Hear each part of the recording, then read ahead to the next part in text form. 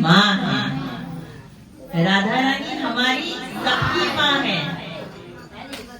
ये वृंदावन में जो भी आता है, यहाँ तक कि खुद ठाकुर जी भी किसके परमिशन से आते हैं? राधा रानी की परमिशन से आते हैं। तो राधा रानी हम सबकी माँ है, क्योंकि उनसे ज्यादा करुणामयी कोई नहीं है। जब भगवान कृष्ण द्वारका चले गए, जब भगवान कृष्ण मथुरा चले गए, राधा रानी ने एक शब्द नहीं कहा भगवान कृष्ण से। जब सबने पूछा कि आप तो इतना प्रेम करती हैं कृष्ण से, उसको जाने कैसे दिया?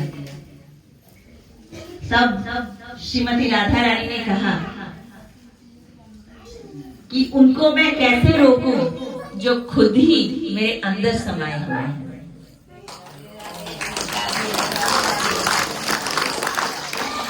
तो हमारी भक्ति हमारे प्रेम से जन्म लेना चाहिए। सिर्फ पूजा पाठ करना या शास्त्रों का अध्ययन करना, कीर्तन करना, ये सब तो भक्ति का सेकेंडरी चीज है। अपने दिल में ठाकुर जी को वो सर्वप्रथम जगह देनी चाहिए। जब हम ठाकुर जी को अपने दिल में, अपनी आत्मा में बसा ले, प्रेम से अपने आप को ठाकुर जी में समा लेंगे, तो वो भक्ति का सबसे ऊपर स्तर है। क्योंकि इसका सबसे बड़ा जो एग्जाम्पल है, मतलब हमारे सामने जो है, वो है श्रीमती राधा रानी।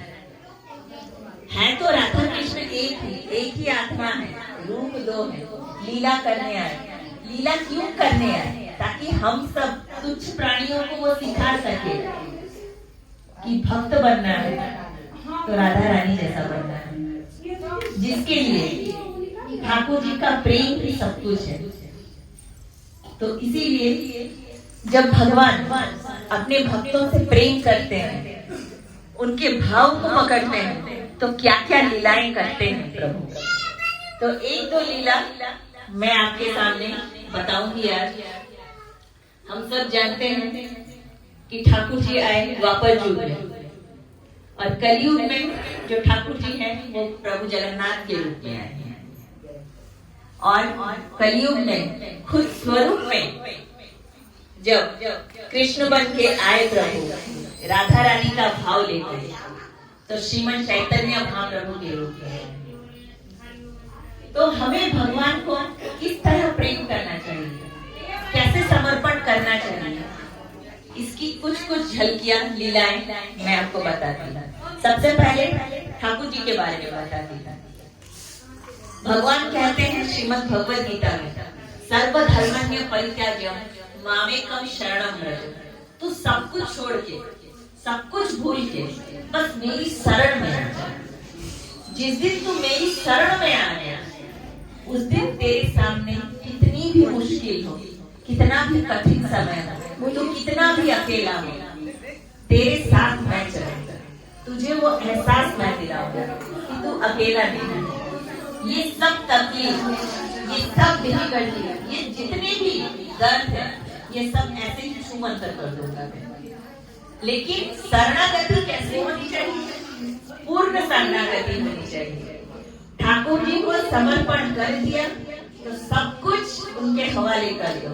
अब समर्पण करके अगर आपके मन में शंका हुई, एक पल की हुई कि मैंने समर्पण तो कर दिया है ठाकुर जी को, लेकिन शंका है ये, क्या ठाकुर जी मेरे पास आएंगे?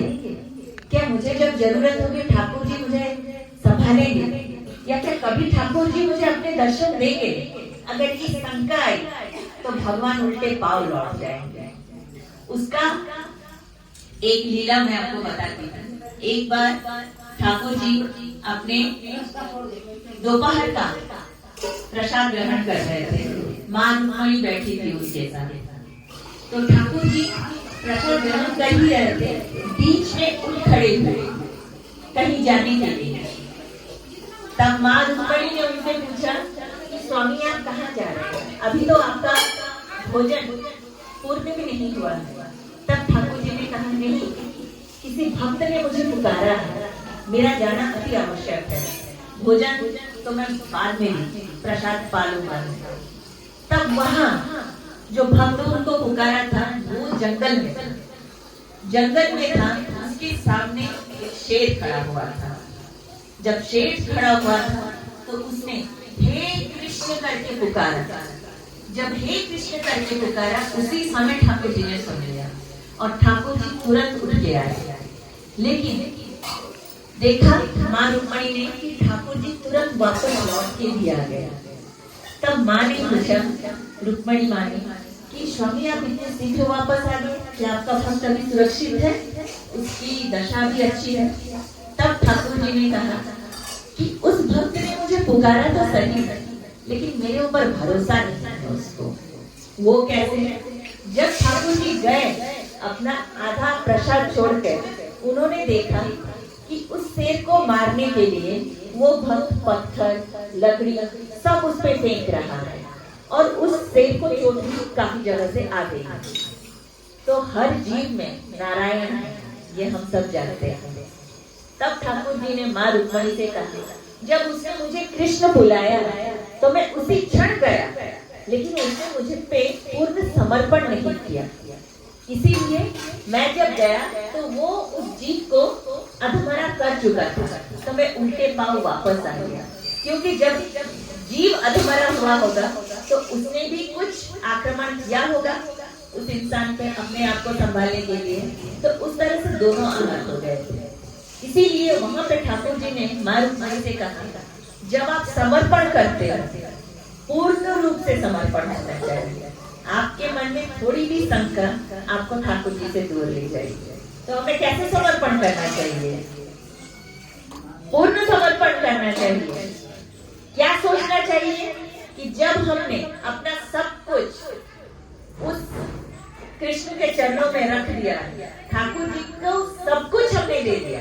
आप सब कुछ दीजिए, आपके सुख, आपके दुख, आपकी परेशानी, आपकी तकलीफें, आपके इमोशन, आपके फीलिंग, सब कुछ आप उसको देके एकदम खाली हो जाइए।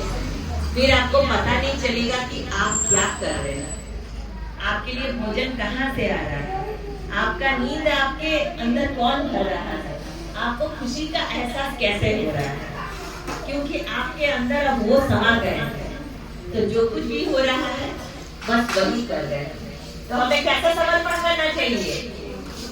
सुनाई नहीं दे रहा है? करेंगे पूर्ण समर्पण, कोई चिंता नहीं करेंगे अभी। और पूर्ण समर्पण हम कैसे कर सकते हैं? इसके लिए क्या कोई कोर्स करना पड़ेगा, कोई क्लास करना पड़ेगा, कोई शास्त्र अध्ययन या फिर किसी का ज्ञान लेना पड़ेगा? तो कैसे करेंगे?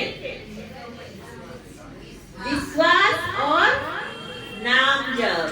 हरे कृष्णा हरे कृष्णा कृष्ण कृष्णा हरे हरे हरे राम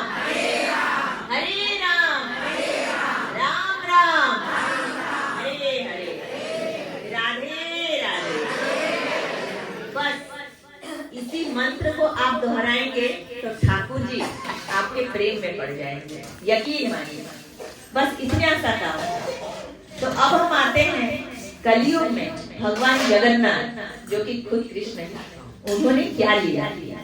जब भक्त का भाव, कृष्ण जो है ना वो प्रेम के देवता है, जगन्नाथ भगवान करुणा के देवता है। क्योंकि कलयुग में अत्याचार बहुत बढ़ गया है, हिंसा बहुत बढ़ गया है, लोगों के अंदर वो करुणा रही नहीं। तो फाइनली भगवान बोले मैं ही करुणा दिखाऊंगा मेरे भक्तों के प्रति।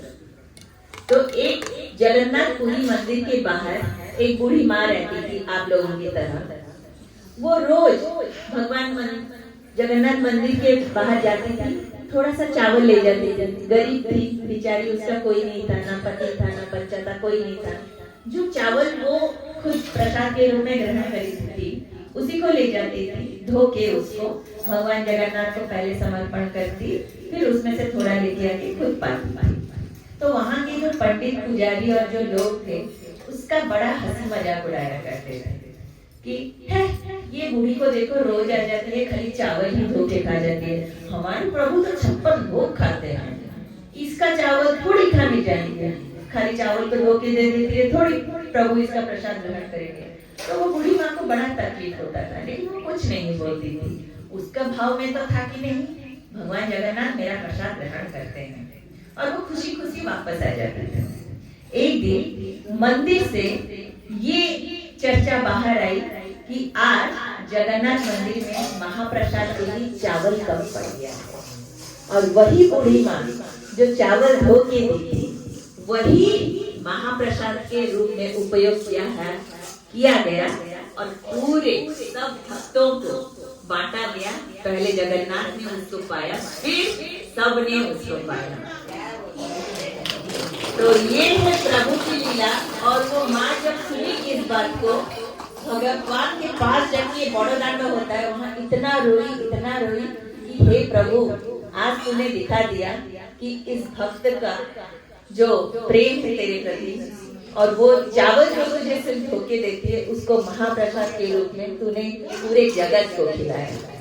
तो ये है प्रभु की लीला। प्रभु को क्या चाहिए? प्रेम चाहिए, आपका भाव होना चाहिए प्रभु के प्रति, उसी में ही प्रभु खुश हो जाते हैं। तो जगन्नाथ भगवान का नाम हम लोग एक बार लेंगे। जय जगन्नाथ, जय जगन्नाथ, जय जगन्नाथ। जगन्नाथ स्वामी नयन पथगामी भवतु मे। तो अब आते हैं हम चैतन्य महाप्रभु की लीला ही सुनेंगे। चैतन्य महाप्रभु कौन थे? तो सब जानते हैं हम, गौर तो थे लेकिन कृष्ण है, राधा के भाव में आए। आज जो इस वृंदावन में हम बैठे हैं, किसकी बदौलत बैठे हैं? चैतन्य महाप्रभु की बदौलत बैठे हैं, क्योंकि वृंदावन को रीडिस्कवर तो उन्होंने ही किया। भगवान ने यहाँ लीलाएं की, लेकिन भगवान जब अपनी लीला खत्म करके चले गए तो वृंदावन जंगल में परिवर्तित हो गया। तो चैतन्य महाप्रभु ने आके इस जगह को फिर से भगवान कृष्ण की वो सुंदर नगरी बनाई और अपने 6 गोस्वामियों को भेजा, जो अपने अपने ठाकुर जी को यहाँ पे प्रस्तुत किए। उन 6 गोस्वामी के नाम आप लोग जानते होंगे। तो सबसे पहले है रूप गोस्वामी। बोलिए, कौन है सबसे पहले गोस्वामी? दूसरे हैं सनातन गोस्वामी। कौन है? तीसरे हैं जीव गोस्वामी। चौथे हैं रघुनाथ दास गोस्वामी। 5वें हैं गोपाल भट्ट गोस्वामी, और 6ठे हैं दासा रघुनाथ गोस्वामी। मैं पूछूं आपसे, याद हो गया आपको? फिर से बोलेंगे। रूप गोस्वामी, सनातन गोस्वामी, जीव गोस्वामी, रघुनाथ दास गोस्वामी, गोपाल भट्ट गोस्वामी, दाता रघुनाथ गोस्वामी। और श्याम कुंड, राधा कुंड का भी किसने फिर से डिस्कवर किया? चैतन्य महाप्रभु ने किया। गौर लीला में कितनी सुंदर सुंदर कथाएं हैं, अगर मैं उसको बोलने जाऊं तो सुबह से शाम हो जाएगी। लेकिन मैं एक छोटा सा किस्सा बताती हूँ, लीला बताती हूँ भगवान जी का, जिसमें भगवान ने बताया कि वो भक्तों के ऊपर अपनी कृपा कैसे करते हैं। तो आपको क्या लगता है, ये जो हम लोग आजकल सब बोल रहे हैं, संत लोग भी बोल रहे हैं, हम सब भी शास्त्र में पढ़ रहे हैं, शास्त्र में भी ऐसा रखा गया है, कलयुग में भगवत प्राप्ति करना सबसे सहज है। सिर्फ नाम लीजिए भगवान का और भगवान के ऊपर भरोसा रख के आप भगवत प्राप्ति कर सकते हैं। लेकिन जब भी आजकल कोई नाम लेता है या थोड़ा सा भगवान के बारे में जानने लगता है, उसके मन के अंदर ना अहंकार बड़ा हो जाता है। वो सोचता है मैं ही सर्वश्रेष्ठ हूँ, नहीं, भगवान से भी मैं ऊपर हो गया हूँ। लेकिन चैतन्य महाप्रभु ने उस चीज को काटा। एक बार चैतन्य महाप्रभु रहते थे गांभीरा में, पुरी में गांभीरा में रहते थे। वो हमेशा हरे कृष्ण बोला करते थे, उनकी जुबान पर हमेशा वो नाम चलता रहता था। लेकिन शौच करते वक्त और प्रसाद ग्रहण करते वक्त वो अपने जीभा से अपने मुंह को ऐसे पकड़ लेते थे। तो एक छोटा सा बालक आया उनके सामने, बोला कि महाप्रभु आपने जीभ को ऐसे क्यों पकड़ लिया है? तो उन्होंने उस बालक को बोला, अब मैं क्या बताऊं तुमको, मेरा जीभ तो जब भी मेरे मुंह से कुछ निकलता है सिर्फ हरे कृष्ण ही निकलता रहता है, और शौच करते वक्त और प्रसाद पाते वक्त भगवान का नाम लेना तो ठीक नहीं है, अशुद्ध हो जाएगा।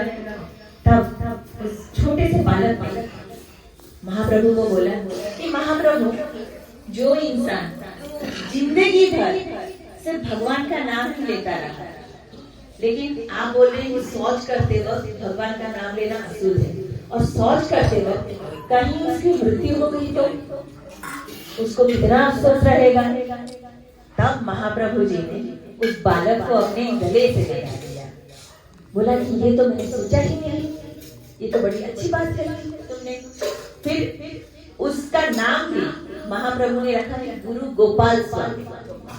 छोटा सा बालक था, नन्हा सा, 9-10 साल का, लेकिन उसकी जो ज्ञान थी उसको भी महाप्रभु ने सहारा, मतलब कॉम्प्लीमेंट किया, अप्रिशिएट किया, और उसी दिन से उन्होंने प्रचार किया कि नाम जप में कोई लिमिट नहीं है, कोई रेस्ट्रिक्शन नहीं, कोई नियम नहीं लागू होता है।